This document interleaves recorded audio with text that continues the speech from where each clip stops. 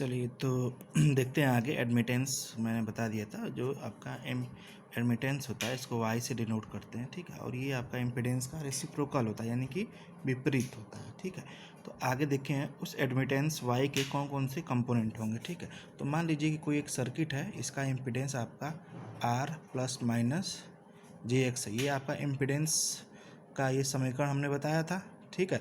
और ये plus minus क्या इंडिकेट कर रहा है? अगर आपका धनात्मक चिन्ह है तो इंडक्टिव के लिए होता था। क्यों? क्योंकि इंडक्टिव सर्किट के लिए जो आपका फेजर है वो पॉजिटिव बनता था, ठीक है। और माइनस है आपका रिएक्टेंस, ठीक है। तो वो दिखाता था कि वो आपका कैपेसिटिव सर्किट के लिए था, जो 90 डिग्री पीछे बनता था, ठीक है, यानी कि नेगेटिव डायरेक्शन में बनता था, ठीक है। तो ये प्लस माइनस का चिन्ह जो है वो प्लस आपका इंडक्टिव हो जाएगा और माइनस कैपेसिटिव सर्किट के लिए होता है, ठीक है। तो अगर ये जेड बराबर है तो इसको अगर इम्पीडेंस फॉर्म में लिखें तो 1/z हो सकता है, ठीक है। और ये आपका y बराबर जेड की वैल्यू रख दीजिए r प्लस माइनस जे इन एक्स, ठीक है। अब देखिए एक सम्मिश्र संख्याओं में आपने पढ़ा होगा, ठीक है। तो इसको हम क्या कर सकते हैं, इसका ऊपर नीचे गुणा कर सकते हैं, ठीक है। सम्मिश्र संख्याओं कॉम्प्लेक्स नंबर अगर आपने पढ़ा होगा, ठीक है। तो r प्लस जे एक्स, ठीक है, अपान r minus plus j x into r plus minus j x, ठीक है। देखिए इक्वेशन पे कोई फ़र्क नहीं पड़ेगा, ठीक है। या y बराबर, जब आप इसको हल करेंगे तो ऊपर वाला टर्म तो सेम रहेगा, ठीक है, लेकिन जो नीचे वाला टर्म आएगा, ठीक, वो आर स्क्वायर, देखिए इसका गुणा कर दीजिए, ये आर स्क्वायर, आर का आर स्क्वायर प्लस ये एक्स स्क्वायर, ठीक है। इसमें जो आपका जे स्क्वायर की वैल्यू क्या होती है? 1 होती है, ठीक है। देख लीजिएगा, शायद 1 या -1 होता है, ठीक है। तो ये आपका y बराबर आर ये आ गया, ठीक है। अब देखिए इसको हम अलग अलग फॉर्म में ऐसे लिख दें, R upon R square plus X square, ठीक है, plus minus j X upon R square plus X square, ठीक है। इसी इक्वेशन को मैंने तोड़ दिया है, अलग अलग लिख दिया है, ठीक है। अब देखिए आपका जो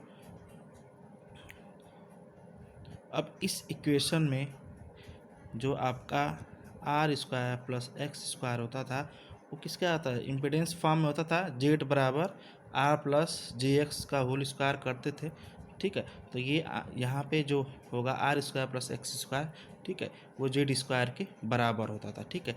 आर क्या है यहाँ पे? रेजिस्टेंस है, और ये आपका रिएक्टेंस है। रिएक्टेंस दोनों हो सकता है, कैपेसिटी और इंडक्टिव, ठीक है। तो यहाँ पे वाई बराबर क्या हो जाएगा?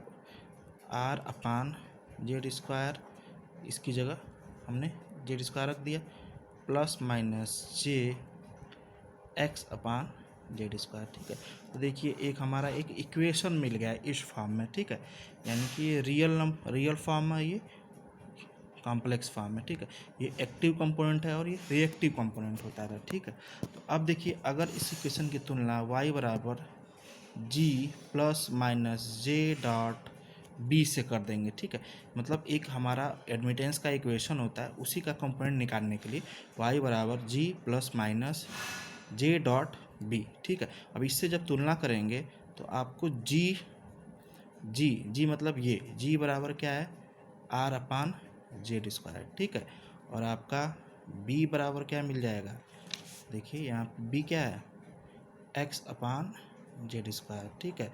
तो ये देखिए आपका हमने एडमिटेंस से जी और बी दो टर्म निकाल लिए, इसको बोलते हैं कंडक्टेंस, ठीक है, कंडक्टेंस, ठीक है। इसको बोलते हैं सस्पेटेंस, ठीक है, सस्पेटेंस, ठीक है। ये आपका जी, इसको जी से डिनोट करते हैं, इसको बी से, ठीक है। जो आपका कंडक्टेंस जी होता है वो और कुछ नहीं, रेजिस्टेंस का जस्ट अपोजिट होता है, यानी रेसिप्रोकल ऑफ रेजिस्टेंस। और जो आपका सस्पेटेंस होता है बी, ठीक है, वो रिएक्टेंस का अपोजिट होता है, ठीक है।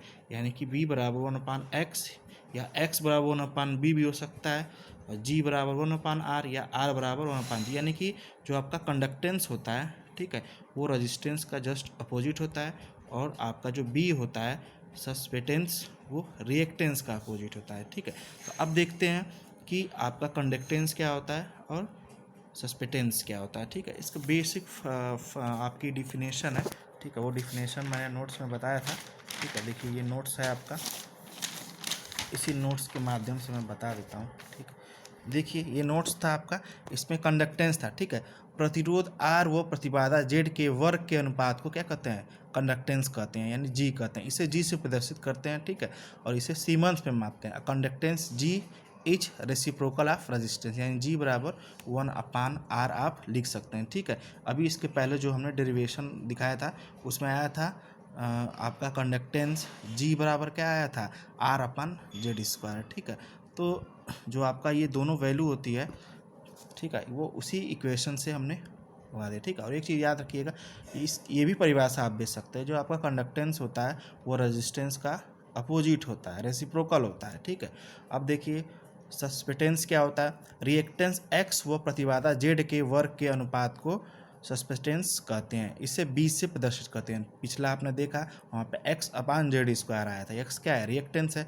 इसका मात्रा भी क्या होता है, सीमेंस होता है। ठीक है, और इसमें क्या है, जो आपका रिएक्टेंस होता है, ठीक है, सॉरी, जो आपका सस्पेटेंस होता है वो रिएक्टेंस का ठीक रेसिप्रोकल होता है, यानी कि अपोजिट होता है। ठीक है, अब देखिए यहाँ पे यदि b नेगेटिव चिन्ह के साथ है तब जो आपका सस्पेटेंस होगा वो इंडक्टिव होगा। ठीक है, रिएक्टेंस में क्या होता था, जब आपका, चूँकि यहाँ पे हमने क्या कहा, बी जो होता है रिएक्टेंस का अपोजिट होता है, तो रिएक्टेंस के केस में जब होता था तो उस अवस्था में क्या था, जब आपका धनात्मक चिन्ह रहता था तब इंडक्टिव होता था, और ऋणात्मक चिन्ह होता था तब वो आपका कैपेसिटिव होता था। लेकिन यहाँ पे इसका जस्ट उल्टा होगा। ठीक है, जब आपका निगेटिव चिन्ह बी के साथ लगेगा तो वो आपका इंडक्टिव हो जाएगा। ठीक है, ठीक, अगर आपका निगेटिव चिन्ह के साथ होगा तब वो इंडक्टिव हो जाएगा। ठीक है, और अगर आपका धनात्मक चिन्ह है तब वो कैपेसिटिव हो जाएगा। ठीक है, और रिएक्टेंस x के केस में क्या होता है, जैसे इसका अपोजिट होता था। ठीक है, तो देखिए y बराबर इसको लिख सकते हैं G+JB। अब देखिए यहाँ पे पॉजिटिव चिन्ह क्या बता रहा है, यहाँ पे ये पॉजिटिव चिन्ह, ये क्या है, कैपेसिटिव है। ठीक है, अगर वहाँ पे रिएक्टेंस के केस में क्या होता था, जस्ट इसका अपोजिट होता था। ठीक है, तो ये इम्पिडेंस का जो फार्मूला था Z बराबर R+jX था। ठीक है, सेम फार्मूला यहाँ पे है एडमिटेंस का, y बराबर G+JB। ठीक है, बराबर, अब इसका ये y का z वो z, ठीक है, तो देखिए यहाँ पे जैसे वहाँ पे z बराबर R+jX होता था, वहाँ पे यहाँ पे y बराबर J+JB होगा, बराबर ये माड y, यानी कि वहाँ पे माड z होता था। ठीक है, और एंगल फाई या सीमेंस। ठीक है, ये आपका जो ये फॉर्म बना, ये कौन सा फॉर्म है, रेक्टेंगुलर फॉर्म है, और ये आपका पोलर फॉर्म था। ठीक है, अगर इसको माड y बराबर करेंगे तो √G² + B²। ठीक है, जैसे वहाँ पे जेड की वैल्यू निकालते थे ट्रायंगल से, ठीक उसी प्रकार अभी हम आगे बताएंगे कैसे ये निकला हुआ है। ठीक है, फाई बराबर tan इनवर्स B/G। ठीक है, देखिए यहाँ पे एडमिटेंस त्रिभुज, जैसे वहाँ पे इम्पिडेंस त्रिभुज होता था, यहाँ पे एडमिटेंस त्रिभुज है। किसी त्रिभुज के तीनों साइडों को क्रमशः कंडक्टेंस, सस्पेटेंस और एडमिटेंस से प्रदर्शित करते हैं। ठीक है, यहाँ पे देखिए हमने एक, अब देखिए यहाँ पे क्या था कि वहाँ पे पॉजिटिव चिन्ह था तो वो इंडक्टिव होता था और ये पॉजिटिव डायरेक्शन बंद था। यहाँ पे नेगेटिव चिन्ह अगर रहेगा, अगर मान लीजिए एक नेगेटिव चिन्ह है, ठीक है, तो नेगेटिव चिन्ह के लिए हम क्या यहाँ पे इंडक्टिव शो करेंगे। ठीक है, यानी कि देखिए यहाँ पे जो उसका बेस था, ठीक है, वहाँ पे इम्पिडेंस में वो क्या बनता था, आर बनता था, और ये आपका यहाँ पे क्या बनेगा, जी, क्योंकि ये जी क्या है, कंडक्टेंस है, और किसका रेसिप्रोकल होता था, भाई रेजिस्टेंस का ही उल्टा था, तो वहाँ पे रेजिस्टेंस आधार पे था। ठीक है, यहाँ पे जी होगा यानी कंडक्टेंस। ठीक है, अब देखिए, अब वहाँ पे निगेटिव डायरेक्शन में कौन सा बनता था, किसका ग्राफ बनता था, ये कैपेसिटिव का बनता था। यहाँ पे जस्ट इसका अपोजिट होगा, यहाँ पे निगेटिव डायरेक्शन में इंडक्टिव का ग्राफ बनेगा। ठीक है, इंडक्टिव का देखिए, तो ये आपका क्या हो जाएगा, BL, यानी कि इंडक्टर, ये नेगेटिव शो करेगा, और इन्हीं दोनों का परिणामी जो होता था वहाँ पे Z होता था और यहाँ पे क्या है, Y होता था। ठीक है, तो अगर देखिए इस ट्रायंगल से देखा जाए तो tan थीटा बराबर B/G। ठीक है, तो यहीं से ये निकाला गया है। ठीक है, तो ये आपका ठीक है। तो ये देखिए इस केस में क्या हो रहा है, जस्ट अपोजिट हो रहा है। ठीक है, जैसे वहाँ पे क्या आता रिएक्टेंस इम्पीडेंस केस में इंडक्टिव का ग्राफ ऊपर बनता था, यहाँ पे क्या है जस्ट अपोजिट बन रहा है। ठीक है, उल्टा बन रहा है। तो यहाँ पे देखिए जो बेस पे क्या होता था, वहाँ पे रेजिस्टेंस होता था और यहाँ पे कंडक्टेंस है। क्यों? कंडक्टेंस किसका रेसिप्रोकल होता है? रेजिस्टेंस का। ठीक है, और ये जो बी एल है वो इंडक्टिव को दिखाएगा। ठीक है, यानी कि जो आपका सस्पेटेंस है यहाँ पे निगेटिव साइन के साथ है। ठीक है, और दोनों का परिणामी क्या है? वाई, और ये एंगल क्या है? फाई। ठीक है, वहाँ पे परिणामी जेड होता था, यहाँ पे वाई हो रहा है। ठीक है, इसी प्रकार दूसरा केस अगर लें तो ठीक है, तो यहाँ पे देखिए दूसरा केस में क्या हो रहा है, यहाँ पे पॉजिटिव हमने यहाँ पे फेजर जो बना है वो पॉजिटिव बना। ये तो सेम रहेगा, ये बेस पे है, क्योंकि यहाँ पे जो जी है वो रेजिस्टेंस के रेसिप्रोकल है, तो ये आपका कंडक्टेंस हो जाएगा।